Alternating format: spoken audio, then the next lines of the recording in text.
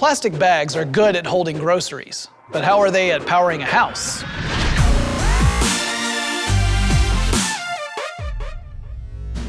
Most of us don't think so much about trash, especially if we live in an industrialized country where we get curbside pickup. But here are some important statistics.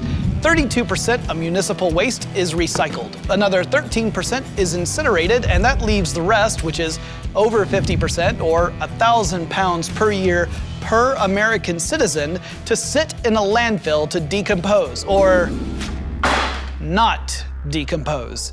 You see, most metals and plastics can take thousands of years to break down in a landfill. And because we have future generations on the way and they're going to be generating their own waste, this is something we have to think about. Well, how does the stuff get to the landfill in the first place? There's some places that have gotten a little creative with this, like Helsinki, Finland. They're building out a system of pneumatic tubes. So what you do is you sort your waste and you put it in various bins or chutes, and then it flies through these tubes to screw tanks. There are other places like Roosevelt Island, New York that are doing the same thing, but the one in Finland has some special features. For example, those tanks have sensors on them, so they can alert you to when those tanks are full and a crew can come out and empty it out. They also can track where the trash comes from. That's important. It means that they know who is generating the most garbage, like a manufacturing plant, and those people get charged more for collection services.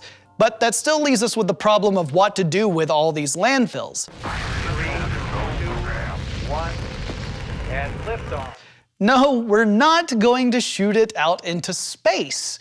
That doesn't make economic sense. The environmental impact would be terrible. I mean, you might as well pay people $1 million to pour a gallon of oil in the nearest river. But an idea that is getting some traction is plasma gasification.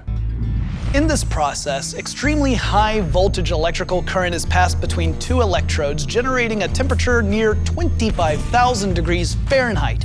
That's hotter than the surface of the sun. Because this process takes place in a no-oxygen environment, there's no actual burning going on here. Instead, that energy is breaking down the molecular bonds of the trash itself, freeing the component atoms.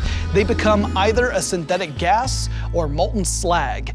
And here's the really awesome part. That synthetic gas can actually be turned into fuel that will run the plasma waste converter itself. And if you generate enough synthetic gas, you can actually generate enough electricity to feed back into the power grid. And what about the landfill that's not in a landfill? There are islands of plastic floating in the ocean, like one in the Pacific that's about the size of Texas. What do we do about those? Bacteria are really good at getting rid of stuff. Could we use that?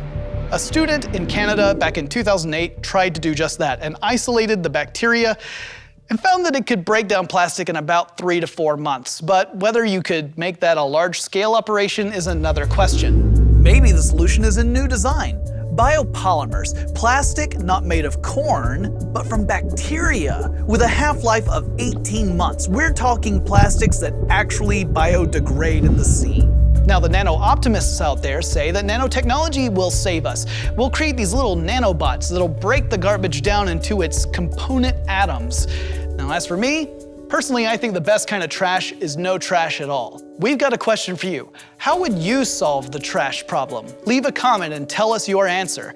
And make sure that you like this video and subscribe to our channel because we've got some more amazing videos about the future coming really soon.